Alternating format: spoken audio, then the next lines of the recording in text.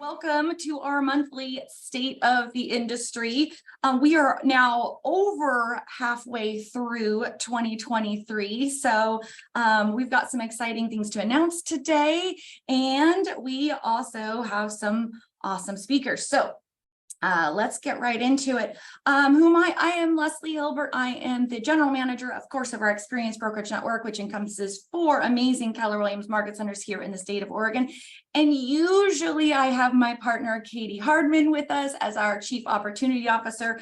She had a conflict this morning, so you get Chris and I. It's Chris. Chris is so excited about that. And why do we reintroduce ourselves every time is because every month we welcome amazing new family members to our brokerages.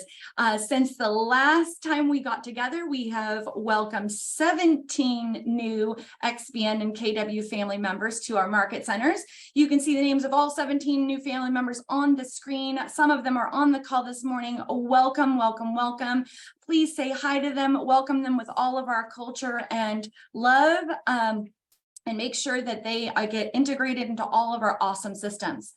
Now, we are speeding through our welcomes and intros today because it's mid-year review time. So we're going to pass over the first part of the state of the industry to talk about just that, the state of the industry. And the amazing Chris Suarez is going to walk us through our market updates. And but stay tuned to the end for some awesome announcements. So Chris, with no further ado, tell us what's going on out there. Yeah, awesome. Thanks for having me. Everyone can see my screen, I hope. Good. Okay, so we're going to move fast today because I got 2 things that I wanted to share. The first one is actually a unique opportunity that we have to actually take a look at some of Dr. Lawrence Yoon's slides. He did a special session for me about maybe a week or 2 ago for about an hour with a small group, sharing his perspective of what's going on in the market. I've sort of pared down, I asked him for slides, I've pared down a few of those and wanted to walk us through. Now, for those of you that don't know, Lawrence Yoon is the chief economist over at NAR. He does a lot of work with just understanding what's going on in the market nationally, as well as lobbying on behalf of the National Association of Realtors around policy that affects home ownership and really promoting home sales. And one of the big takeaways I'm going to walk us through today is his perspective of where we are with interest rates, why we're there, why we shouldn't be there, and some of the work that he's doing around that. So let me share with you a few sort of slides that I think are of note. This first one shows inflation. Obviously, we're always a couple of months back on data, but that's where we are today. Inflation calmed down to 4% in May. We've seen it continue to calm down as well. So this is just giving us an idea of, okay, like where are we? What's going on with inflation? Why should we care? By the way, why do we care about inflation? Put it in the chat. Because inflation absolutely dictates interest rates, right? What the Fed does with interest rates is largely dictated by what they feel that they need to do to control inflation. So the big run up in interest rates has largely been because inflation is going up. Now, I'm gonna share some things that he shared with me and a small group that actually I did not know prior to his sharing, and it gave me a new perspective on where we are, where we might be, and how I can consult buyers and sellers in the current market. So the first one is just understanding that, hey, inflation's calming down. The second one, which I think is really interesting, is wage growth, which is red, now is outpacing inflation, which is blue. Wage growth is outpacing inflation. Why does that matter for us? Because obviously we need wage growth to outpace inflation if we're going to have buyers motivated to buy homes. And we're going to talk about buyer motivation and consumer confidence in just a minute. But this is an interesting graph to show the difference, wage growth and inflation, where it changed. Right at the beginning of 2021, we saw that crossover. Wage growth was well below inflation, and now we've finally seen that cross again, which should tell the Fed and tell us that, hey, we're in a healthier period of economic growth where people will have disposable income to save and then build down payments. So interesting chart. We're going to talk about rents. Most of us think, well, why? Just talk to me about home prices, but you're going to see why in a minute. Rents for apartments and single family homes combined are still rising, right? We look at that and from year over year, we're about 8.7% higher. This has continued to be a problem. I'll tell you why it's a bigger problem than we might think in just a minute. However, what are we seeing at the tail end of that graph? We're beginning to see a leveling off of rental prices or rental rates rising, right? So we see this leveling off in rental rates across the country. Some of us need those rental rates to level off, right? Like right now and in our part of the country as well. And some of us, right, might not want to see that leveling off because you have tenants that you need to place in your rentals. But the reality is rents factors in greatly into inflation. And I'll show you why in just a minute.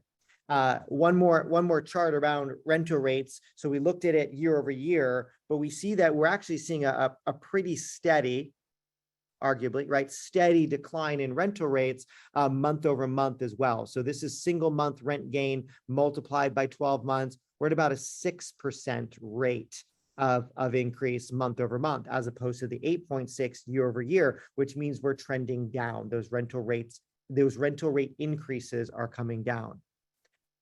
What has led to that? Well, look at apartment construction, right? We're at a 40-year high in apartment construction. As more apartments get entered into that market, regardless of where we are across the country, obviously that'll put downward pressure on pricing, simple supply and demand. Good number to know. That's what's pushing down rental rates.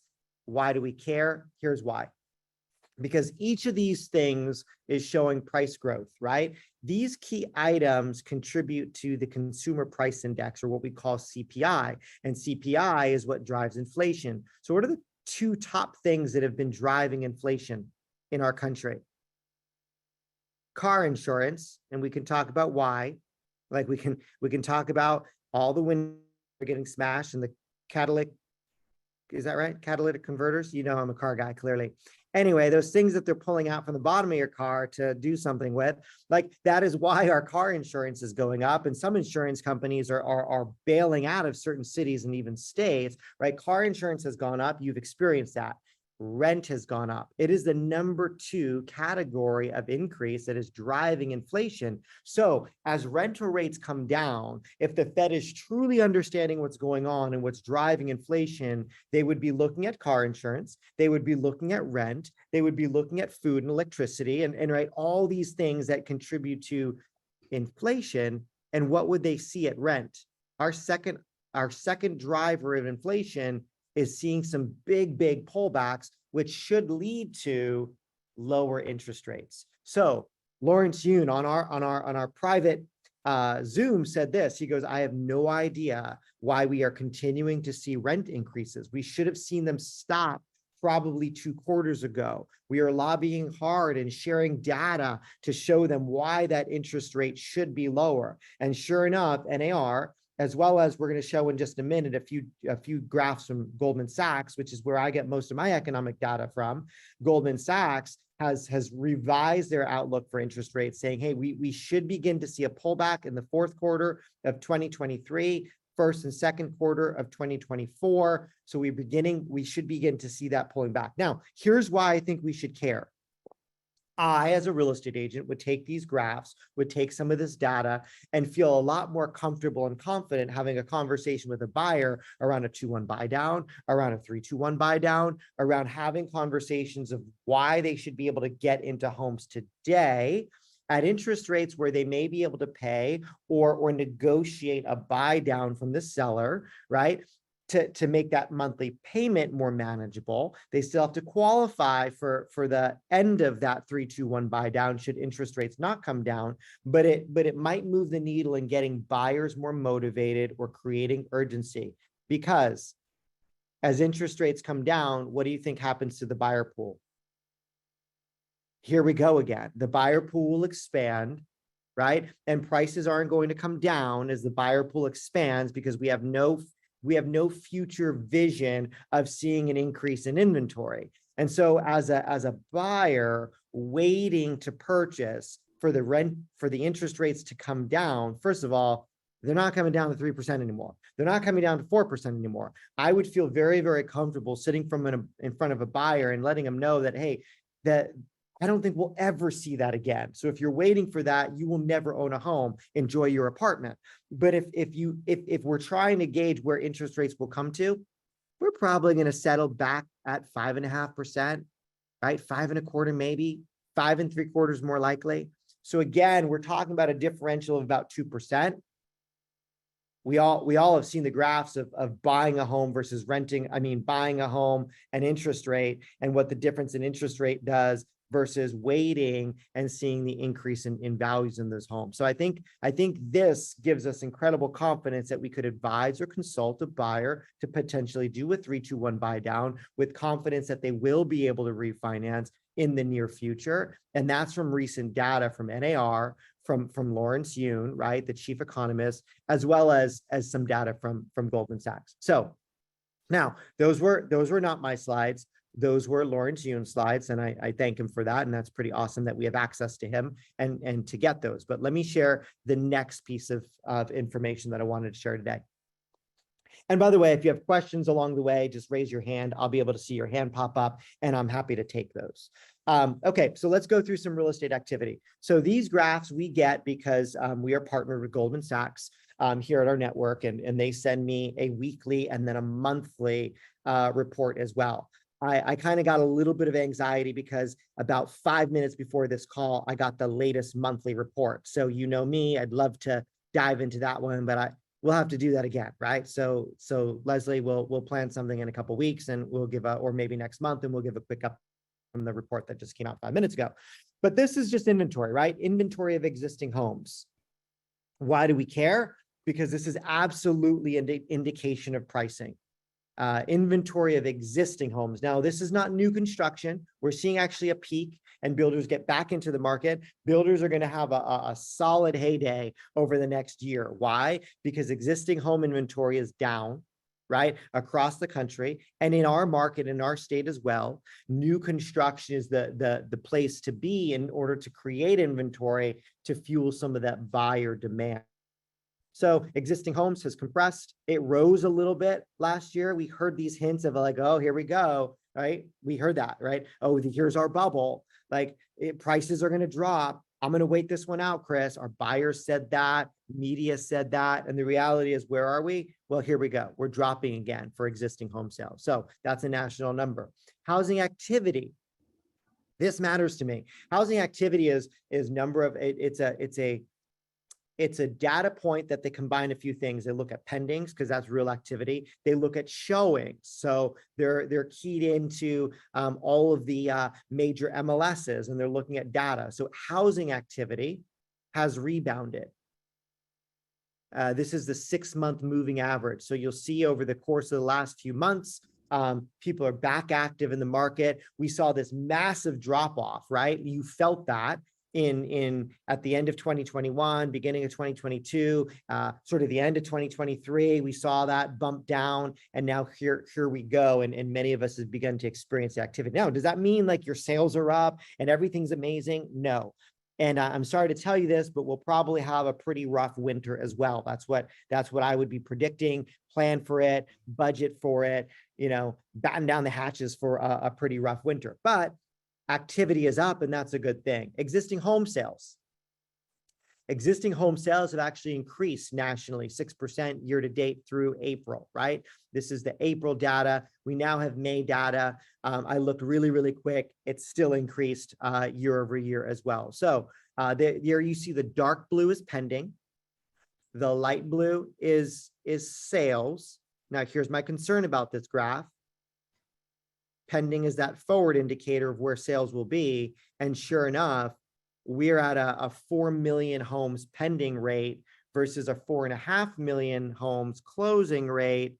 That would indicate 3 months from today, 2 months from today, we're getting some data that'll show pullback in those closed sales. And sure enough, right now we're operating on about a 4 to 4.2 million home sales activity level, which go back to 2020 when some of us got into business. we were operating a 7.2, 7.3 million home sales, like stretch, right? We're just flying. Like we've never operated with at a pace of selling that many homes. In other words, what that means is if we sold this many homes, like we take that month, right? That month, and we said, gosh, if we sell this many homes for the rest of the year, we're going to sell 7.2 million homes in a year. Never has happened in the history of real estate in this country. But think about that. Some of us experience those months. So we go from a month where we're at that level, and then we hit a 3.3 million pace. Yeah, you're feel it. We're going to feel it. Everybody's going to feel it. The brokerage feels it. Our businesses feel it. Our bank accounts feel it. Our buyers and sellers feel it. So we're beginning to see that sort of begin to climb back from 3.5 to 4, 4 to 4.5. In a perfect world, we would be at 5, right? We'd be at a pace of 5. That's a healthy pace. We'd all be fine if we were selling $5 to $5.5 million, 5.5 million homes a year. U.S. homeownership rate. This should make us happy, right? That's why we're here. We're here to deliver the dream of homeownership to people everywhere. Like this is how we believe people build wealth in this country. So we see we peaked at about, right, just back in 03, we're at almost 70% of Americans owned a home. Now we saw how many lost their homes, right, and didn't own a home anymore. Well, we're back to about 66%. Some sold at the peak and are now renting and haven't bought again. So that's where you see that drop off in home ownership rate. But about 66% of Americans. We would love to see that at 66, 67, 68%, right? Home buyer sentiment. This is probably one of the most important graphs as we're thinking about the economy and thinking about where we are and how to prepare for what we're doing. I love to see this climbing. I hate to see it falling. Home buyer sentiment is basically, hey, what's the consumer confidence index? What is the consumer confidence index about buying a home? And we can see that since sort of the second quarter of 2023 of this year, we've begun to see home buyers purchase sentiment increase. Why did it drop? Because people thought that prices were going to fall, right? People thought that the housing market was not going to be a good asset to invest in. So like, oh, like I'm going to sit on the sidelines, and our home buyer sentiment dropped considerably when you look at that, right? Massively, right? Think about that. You go back to 2020, we almost had 95% of people, right? A 95% margin of like, hey, do you think it's a good time to buy a home? Yes, yes, it is. Do you think it's smart to buy a home? Yes, yes, it is. Like, and we dropped to about 56 or 57%. Now we're back up to about 66, 67. Let's look at some economics. What economic data should we know? And I hope that for us on the we'll pull out 1 or 2 or 3 things. I'm like, oh, I'm going to use that. I'm going to use that with a buyer. I'm going to use that with a seller. Just a couple things to note. Look at housing starts. This is our inventory that's coming up. We had dropped considerably in 2023, right, from 2022. But housing starts in terms of permits pulled for 2024 right now, estimating about 1.5 million or almost 1.6 million housing starts in the coming year. We're at about 1.4. We've felt that with our inventory. Back in 22, we were at 1.5. So we see builder confidence is gaining as well. And it should. It absolutely should.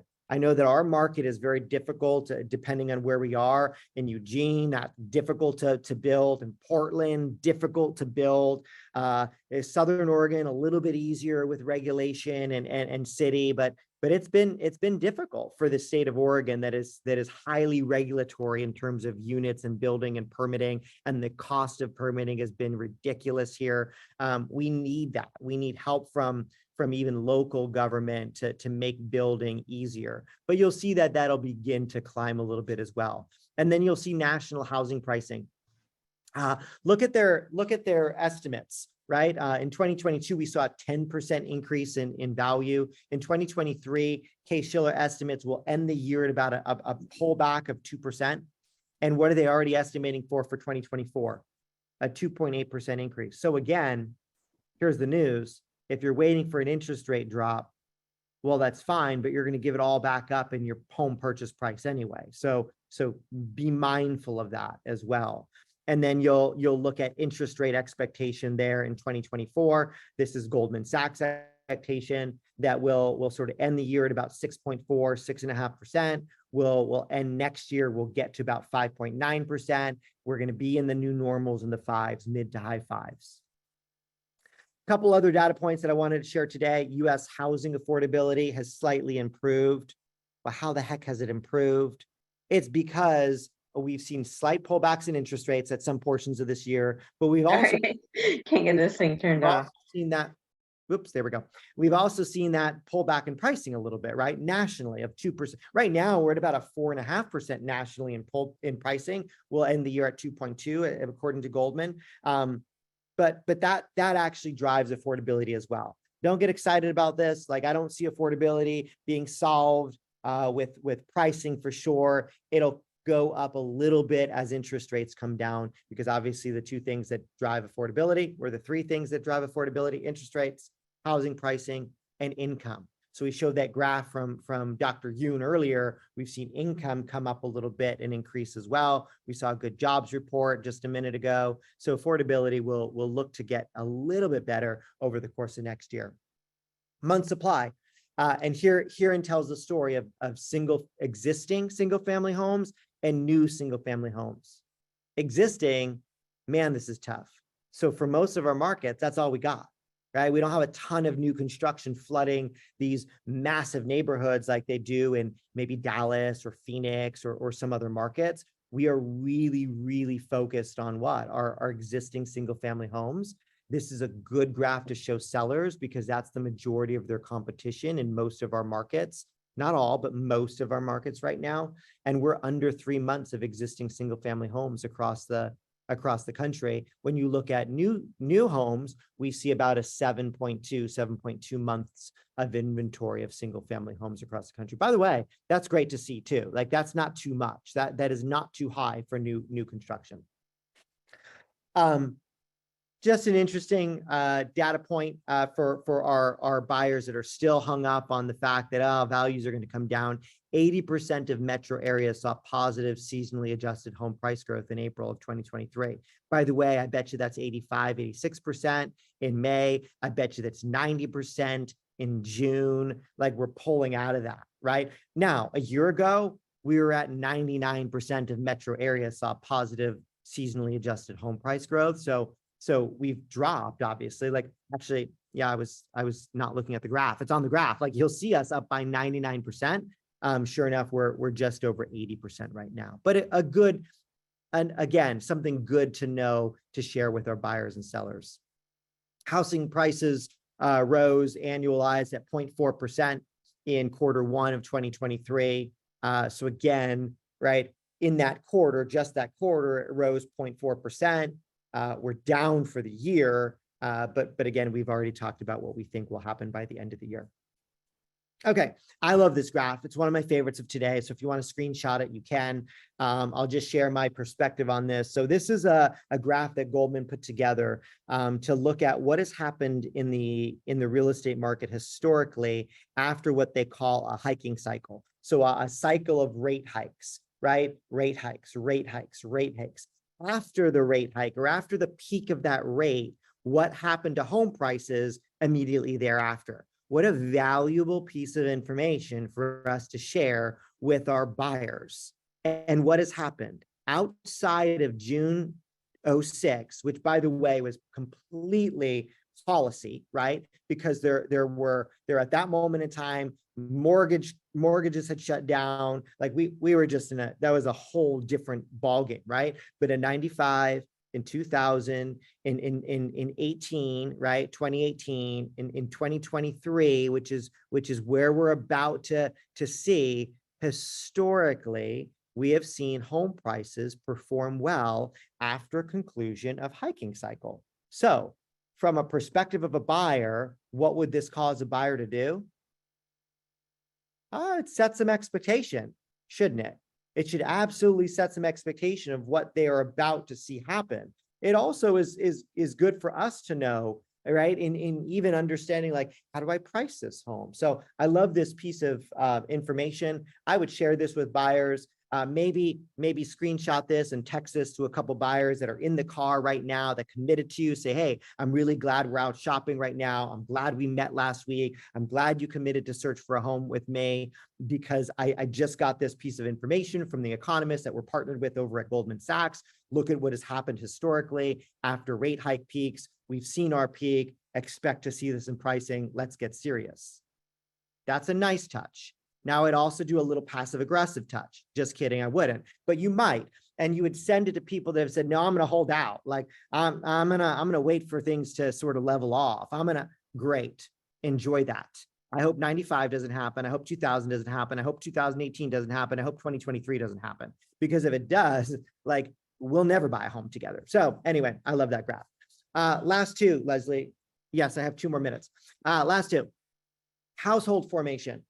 Why should this matter? Again, like this is just industry data that I would get super, super excited about being in this industry again, because household formation has ticked higher since October, right? Which means people are forming households, which means I moved out of mom's house or dad's house, or it might mean I got divorced and one household became 2. Those are the unfortunate household formations that create business. But the reality is household formation has ticked higher, which means there's a higher demand, which means we need more apartments, which means we need more new construction, which means we are going to see more bullishness on home purchases as well.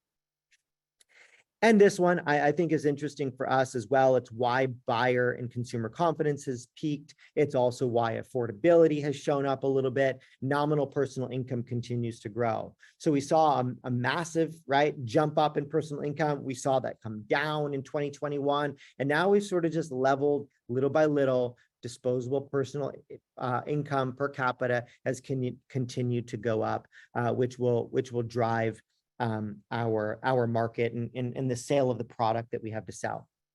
2 things on mortgage rates, just for those of our clients that are still convinced that, man, we're gonna wait for the great deal to come on the market. The share of loans in foreclosure remains incredibly low at 0.5% of all loans in this country. I mean, that is historically low. So we're not going to see a foreclosure event. Will we see one enter our market here and there? Sure, right? Circumstantially, it happens. But across the country or across an area or a state or a city, it's just not going to happen. And last thing, 2.1% of mortgage properties have negative equity. So not everything in negative equity is going to go into foreclosure, right? Like maybe you own something that has negative equity because you overpaid or something. I don't know how you'd own it in here in Oregon with negative equity, but there are some. 2.1% of mortgages do have negative equity. Again, look at how that compares to the history since 2011. Historically low, historically low. All right. That's the time we have for data today. Hopefully that was helpful. We'll send out some of these slides and graphs to you. I'll get them packaged in a manageable way. But again, feel free to reach out anytime as well. I love being sort of that source of information for our network. And hopefully that's a big value and reason why you are here, being more informed and being better consultants for our buyers and sellers within the network. Thanks. Love it. Chris, thank you. Woo! That was like a whirlwind 28 minutes. Remember that we also will be sending out a recording of this with the slides in our wrap-up email. So if you missed it or you want to revisit any of that information, please watch for that email so we can make sure you get it. Now, before we go to our next presenters, I want to do just a couple of announcements and events that you don't want to miss. Chris had to jump off, but before we go to our speakers, this is a last minute addition to our calendar. So add this next Tuesday, July 18th, the amazing Brendan Bouchard and Chris Suarez are coming back. They are going to be presenting Focus Amidst Distraction. This is a special invite to our Xperience Brokerage Network family. In order to join the Zoom, you do need to register. Make sure you grab that registration from our chat box. They are going to be focusing on understanding the impact of distractions, strategies for enhancing focus, including mindfulness, time management techniques, nurturing physical and mental well-being, and cultivating resilience and managing setbacks. We will not be broadcasting these in our training rooms. Please register to join that event. All right, next. Built How is back. Many of you guys joined us in Palm Springs earlier this year. We will be heading to Phoenix, September 12th through the 14th. Remember that as Xperience Brokerage Network Market Centers, we have a discount code. You can use, once again, the link in the chat box, but make sure that you input that discount code of BUILT25. In addition, they are just starting to release the speakers and the keynotes. Of course, you'll see the return of Ben Kinney, Debbie DeGroat, and Chris Suarez, and the first major keynote released was Jesse Itzler, entrepreneur, author, and endurance athlete. But watch social media and watch the updates on this one, because they are going to start to release all of their speakers for this event. So make sure you check that out. And of course, Mega Agent Camp is back. It is, of course, in Austin as usual. The event this year is from August 14th through the 16th. The first day of that, August 14th, is the CEO Summit with Gary Keller, a special opportunity to spend extra time with Gary and select guests. And then Mega Agent Camp itself will be August 15th and 16th. And who doesn't want to be in Austin in August?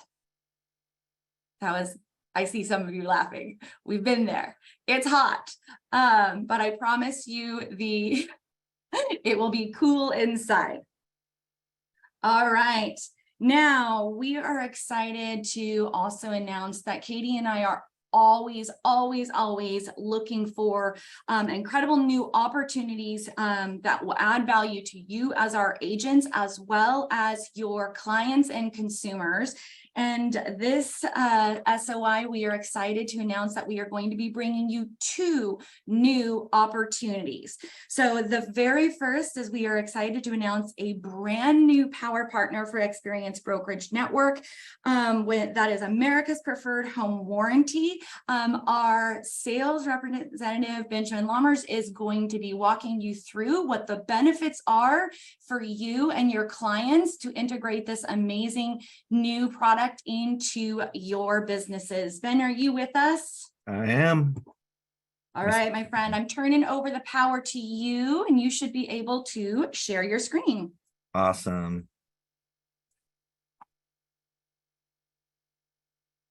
All right, let me get in the slideshow here.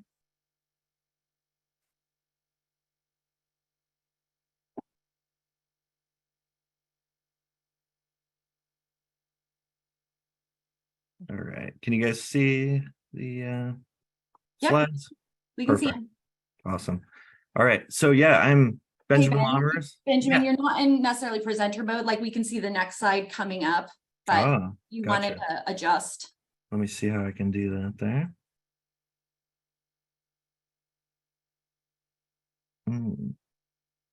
Sorry We about can see the main screen though. Okay, sorry about my technical difficulties here. Let me see if I can fix that real quick.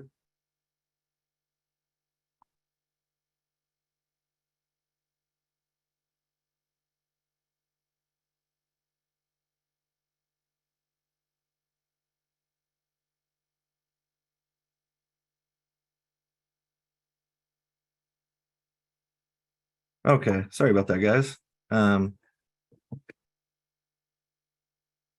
Is it better like this, or if I just zoom out? I'm not Yeah, sure. no, just go ahead. We get to see the next slide. So I think Okay, yeah, it's okay. So anyways, I'm Benjamin Lammers. Technical difficulties are my specialty. I'm just kidding. But I'm the regional sales manager for America's Preferred Home Warranty. I'm super excited to be working with you guys and to be able to serve you guys. We love Keller Williams, and on a national level, you guys are our #1 real estate partner. We're, the exclusive partner for the Ben Kinney Group, and I'm just so thrilled to be able to serve you guys. So my contact information is right here. I've been in the real estate industry for 20 or so years. Our company has been in business for about 25 years now. And the reason we started out really is an interesting story. Our founder used to work for another home warranty company and got tired of dealing with two main issues constantly. And that is complaints about getting somebody to come out and do service on the house, and then kind of the quality of contractors. So the time it took to get somebody out, and then the quality of those contractors that were coming out. So we designed our company around solving those issues. We do not have a contractor network at all. Homeowners can choose any licensed contractor as long as it's a licensed contractor. We don't care who it is. We don't make them jump through any hoops or anything. So it's an amazing opportunity for you guys to be able to beef up your referral network and leverage those referrals to help out your clients after closing, because there's not a lot you can do. Your fiduciary responsibility ends at closing, right? So you want to be able to help out your clients and keep touch points throughout the next year. This is a great opportunity. So they can choose their own contractor. We actually have the ability to pay the contractor over the phone with a credit card, which is amazing, or reimburse the homeowner, which we can actually do electronically with like an ACH, automatic transfer. So very, very different process, very smooth.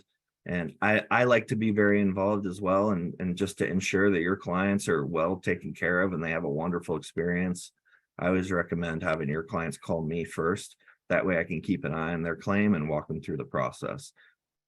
So that's another benefit for you guys is, if with a partnership, it's a lot easier for me to, let's say we don't normally cover that flux capacitor, but you've got a situation where it would really help your client out if we did cover that flex capacitor, so we can make exceptions for you guys to do things like that. So that's another benefit of working with us and partnering with America's Preferred. Keep going. Here's just a quick snapshot. Price, I'll tell you guys, pricing and coverage, just all companies pretty much cover the same things and are roughly the same price, but I'll tell you, this is how we do it.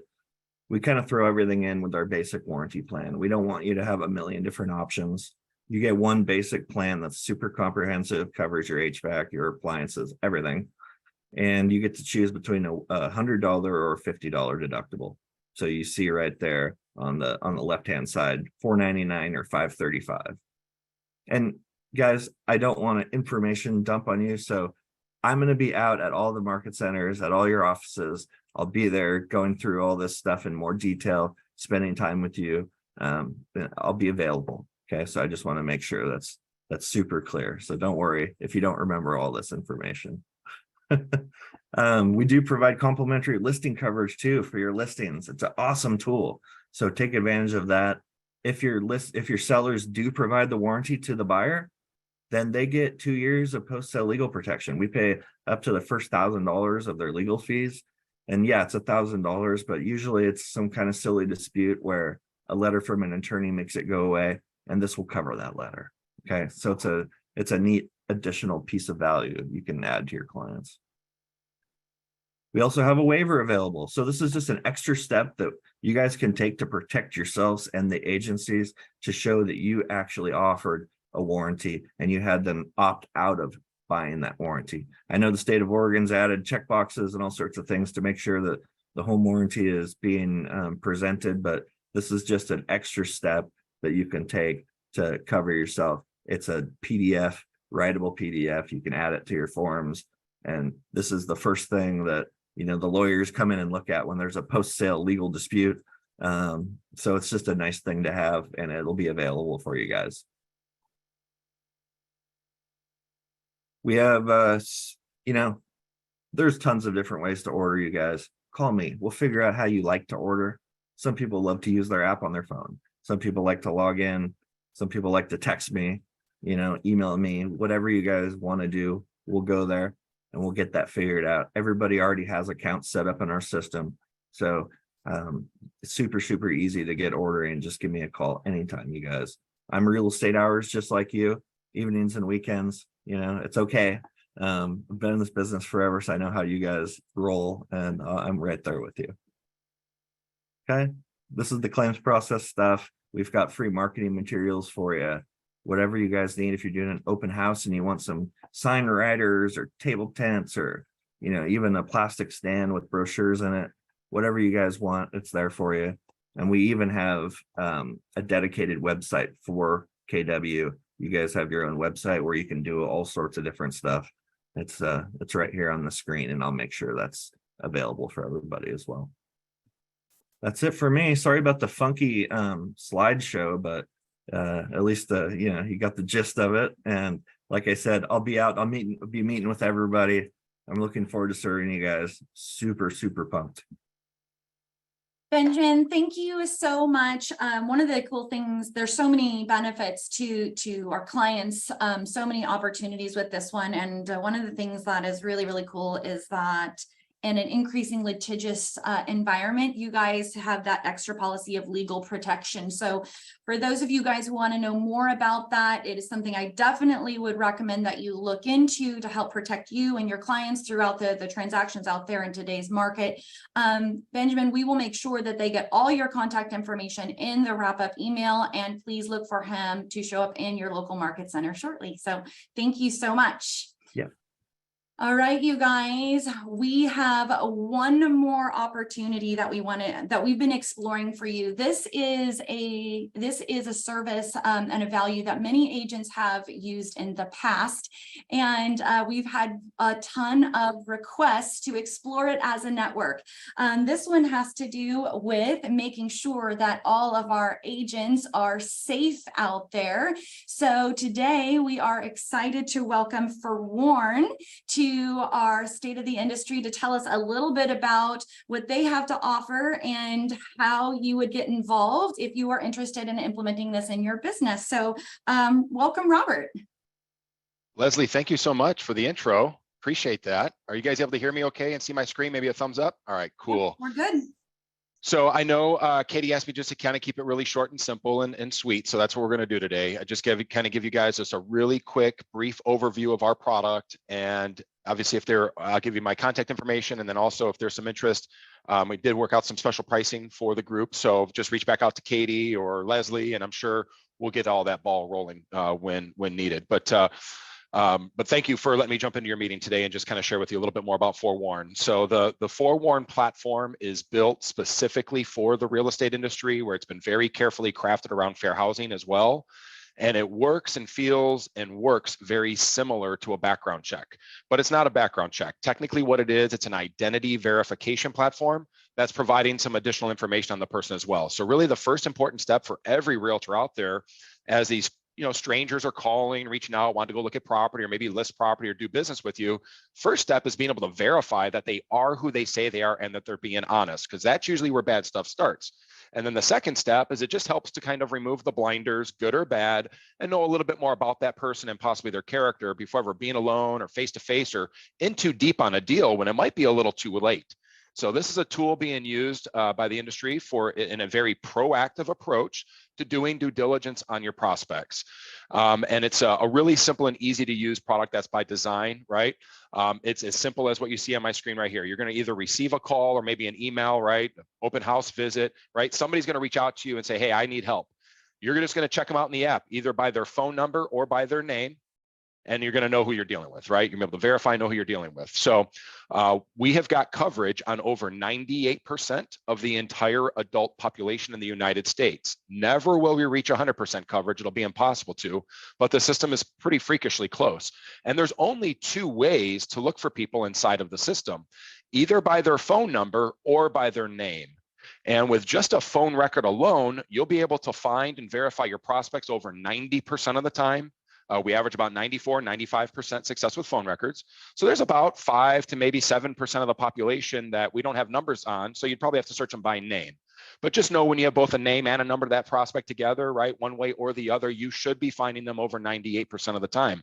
And if you can't find them in our system, right, it doesn't necessarily mean that they're a bad person, but that should be a very rare occasion, if ever. And I always suggest keeping it simple, right? If you can't find somebody in our system to verify them, just keep it simple. Don't be alone with them yet. Use caution when dealing with them, right?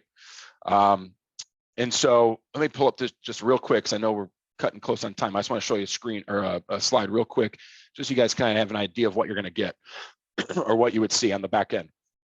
So like I said, excuse me, there's only two ways to look for people, either by their phone number or their name. And over 90% of the time from just a phone record, right? But what you're going to be able to see on the back end is you're going to see if this person has any criminal history, right? Not to deny service. It's about knowing who you're dealing with and giving you a chance to maybe take some extra safety precautions before it's too late, right? You're going to be able to identify any potential financial risks. We would show bankruptcies, liens, judgments, and foreclosures if they had any. You're going to see not only current, but also previous property ownership.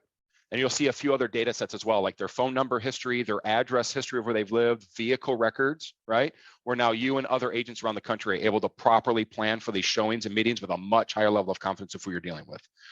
So that's kind of the gist of it, right? Wanted to just kind of get in and out really quickly, just kind of brief overview. It's a platform that's cloud-based. You can access FOREWARN from any device, anywhere within the United States. So any laptop, desktop, tablet, and then an app on your phone as well. And normally for an individual agent, there's two structures. It's either $20 a month with a 12-month contract. It's billed monthly at the $20, or no contractor commitment, just a month-to-month service is $30 a month. As I mentioned, we did work out a special deal for the group, right? So if you guys are interested, just get with leadership there, and they'll explain that to you as well. And if you guys have any questions here, let me put up my information. If you guys have any questions, you can reach out to me directly. And if you guys want to take a screenshot of that or take a picture of it with your phone, there's also a link there for training webinars. We host 2 webinars every month, the second Tuesday and the third Wednesday of every month. So for anybody that wants to just jump in and learn a little bit more about FOREWARN, can certainly do that as well. Thank you, Robert. And once again, you guys, we are going to make sure that all of his information is included in our wrap up. And most importantly, if this is something that you want to think about implementing in your business, you are interested in receiving our XPN discount, we have dropped a form in the chat box. Please use that form to register so that we can make sure that you get all the information as well as get access to that discount. So, all right, you guys, well, I am excited to say that that's our mid-year state of the industry update. We have completed is July 12th. For those of you, hopefully you are looking at your GPSs. Hopefully you are pulling out those 411s. Hopefully you are evaluating where you are year to date and making the adjustments to your strategies to implement for the second half of the year. Remember that your local executive leadership team, your PC coaches, your mentors, everyone is here helping, supporting you. And if you have not done it already, please schedule your mid-year business review so we can make sure you are on track to hit your 2023 goals. And with that being said, you guys, we are going to call it 10 minutes early, give you back 10 minutes in your day. So thank you all for coming. Welcome to our 17 new family members, and have a powerful day. Bye, guys.